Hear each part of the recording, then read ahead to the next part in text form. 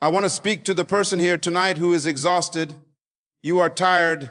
You are tired of trying to fix a world that refuses to be fixed. You've been trying to fix your marriage, trying to fix your children, trying to fix your finances, trying to fix your boss. You are trying to be the mechanic for a broken planet, running from problem to problem with a wrench in your hand, but you keep failing. You don't understand why. You have the right intention, you have the passion, but every time you try to repair something fine out there, something twine in here collapses. It is because you have fundamentally misdiagnosed the crisis. The problem is not the cracked walls of the house. The problem is the crumbling foundation. The issue is not the storm raging outside. It is the leak in your own ship.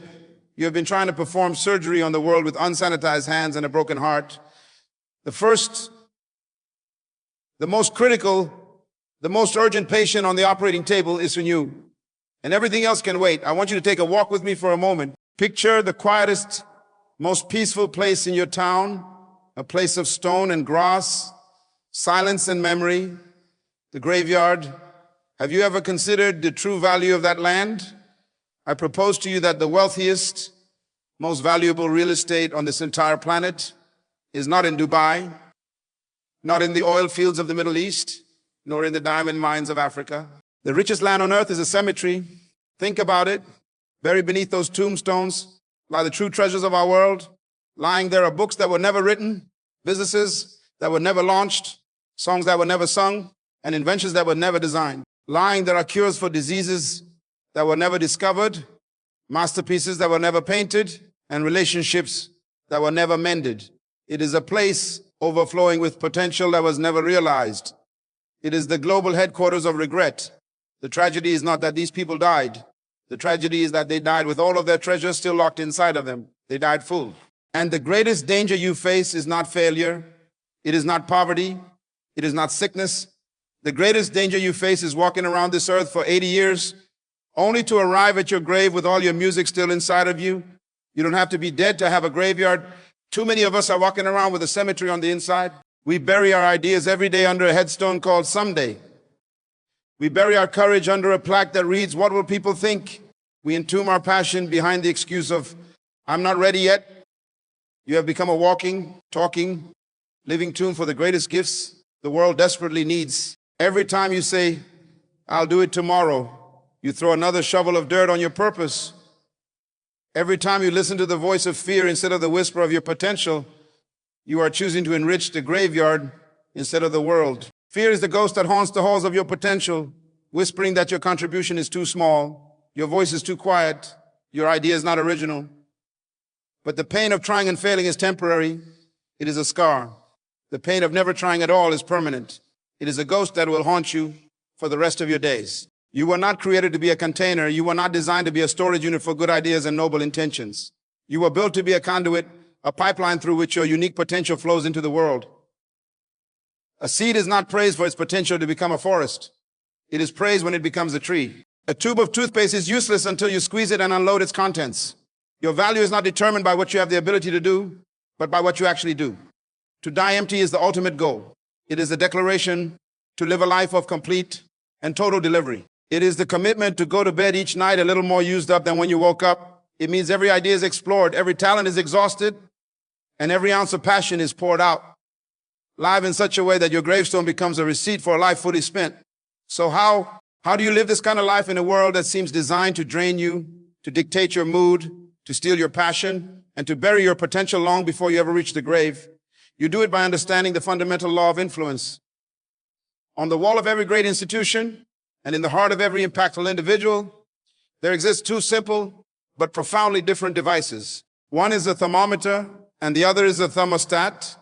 A thermometer is a slave to its environment. Its entire existence is defined by what is happening around it.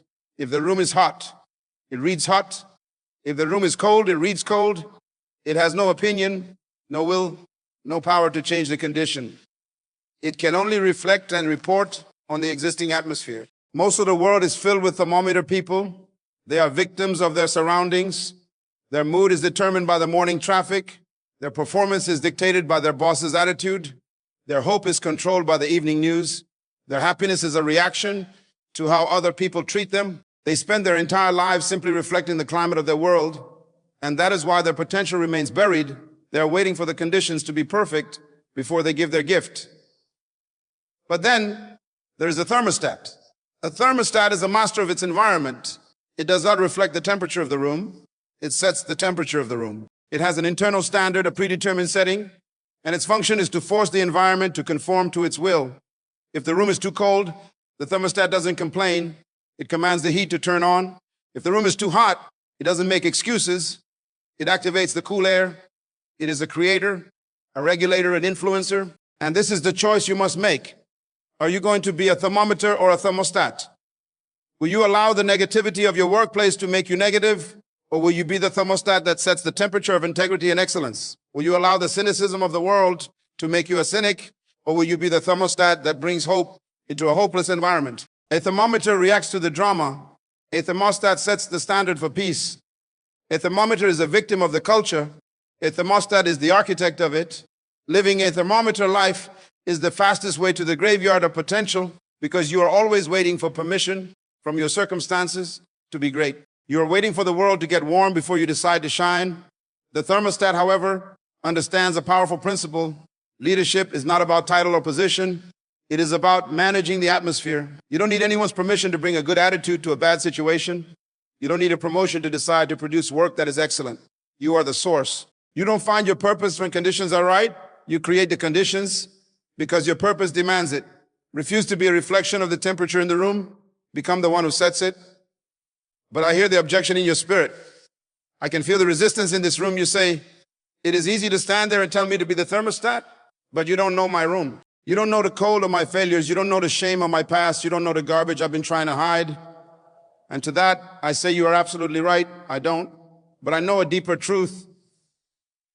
You have misunderstood the nature of your own garbage. You have been treating your greatest asset like your greatest liability. You live in a world that worships perfection, a world that airbrushes its photos, curates its image, and hides its scars. We are taught from a young age to present our polished trophies and conceal our broken pieces. But I am here to tell you that your power is not in your perfection. Your influence is not in your flawlessness. Your greatest value to this world is not found in your strengths. It is mined from the depths of your deepest wounds. The most beautiful pearl is not a gift. It is the autobiography of a wound. It is born when a grain of sand, an irritant, an aggravation, a trespasser, invades the oyster's life. The oyster, unable to expel it, begins to transform its source of pain. It coats the intruder with layer after layer of resilience, of beauty, of strength, until its greatest irritation becomes its greatest treasure. You have been trying to expel the grit from your life. You have been cursing the sand, the very thing that is meant to produce your pearl, your heartbreak, your failure, your betrayal. That is the grit. Stop trying to get rid of it and start transforming it. Your garbage is your gold. The diamond is nothing more than a piece of coal that handled pressure exceptionally well. The most potent fertilizer, the very stuff that grows new life, comes from waste and decay. You have spent your life trying to run from your past, but you should be running to it, not to live there, but to mine there. Stop being a curator of your pain, building a museum of all the ways you've been wronged. Become a gold miner. Your story is not powerful. Despite your mistakes, it is powerful because of them. Your failure gives you the authority to teach resilience. Your scars give you the credibility to heal others. Your darkness gives you the empathy to lead people to the light. You think your brokenness disqualifies you, but it is your only true qualification. Stop apologizing for your cracks. They are the very place the gold comes from. And when you finally learn to mine that gold, when you accept that your cracks are your credentials and your story is your strength, you begin to understand a profound truth. The purpose of your life is not just about your life. The purpose of your existence extends far beyond your own survival. Once you decide to die empty, once you choose to be the thermostat, once you transform your garbage into gold, you are finally ready to answer the ultimate question. What will be the echo of your presence? Think of an echo. An echo is proof that your voice was so powerful, it outlasted your breath. It is the sound of your impact returning to you, a testament that you spoke something into the world that was strong enough to bounce back. Many people live and die without ever creating an echo. Their presence is a whisper, a muted sound that disappears the moment they do. But a life of purpose, a life lived as a thermostat, creates a resonance that continues to vibrate in rooms You have long since left, and in hearts you may have only touched once. The echo of your integrity, the echo of your courage, the echo of your kindness, this is your true legacy. This is what it means to cast a shadow larger than your life. A shadow is not cast by standing in the darkness. It is cast by standing boldly in the light. It is the evidence of your substance, your influence, your principles. Many people spend their lives trying to become bigger, seeking more fame, more wealth, more titles, but their goal is flawed. The objective is not to become a larger person, but to cast a longer shadow, a shadow of opportunity for those who follow you, a shadow of safety for those who are vulnerable, a shadow of wisdom for those who are lost. Your success is not measured by what you accumulate for yourself. It is measured by the length and breadth of the shadow you cast for others. Your life is a stone thrown into the great lake of time. You may only be here for a moment, but the ripples you create will travel to shores you will never see. This is the great work. Stop worrying about your reputation and start focusing on your echo. Your reputation is what people say about you while you were here. Your echo is what principles live on because you were here. The thermostat doesn't just change the temperature for today. It sets a standard that becomes the new expectation for tomorrow. The gold you mine from your wounds is not meant to be hoarded. It is meant to be forged into keys that unlock doors for the next generation. This is how you die empty. You pour your life, your lessons, your strength, and your love into others so completely that your essence continues to work long after your body has ceased. Stop living for the applause, which dies the moment you leave the stage. Start living for the echo, which begins the moment you are gone. So the choice is yours. Will you remain a thermometer, a perpetual victim of your environment, allowing the coldness of the world to freeze the potential within you? Will you continue to hide your garbage, ashamed of the very material meant to be your gold? Will you live your life as a quiet whisper, destined to enrich the silence of the graveyard? Or will you rise? Will you decide right now, in this moment, that you will be the thermostat, that you will take the broken pieces of your past and forge them into a key for someone else's future, that you will live with such ferocious purpose that the echo of your voice will become the anthem for generations you will never meet? Your work begins tonight. I challenge you to go home, look at the person in the mirror, and make a vow to stop being a storage unit for greatness, a vow to begin the process of emptying yourself of every dream, every idea, every song, every book, and every act of kindness that lives inside you. The world is choking on problems for which you hold a solution. Stop waiting for conditions to be perfect. Your legacy is not waiting for you in the future. It is screaming for you to build it in the present. Your mission is to arrive at your final day, breathless, scarred, and utterly used up, and be able to say just two words: I am empty. Good luck, and thank you.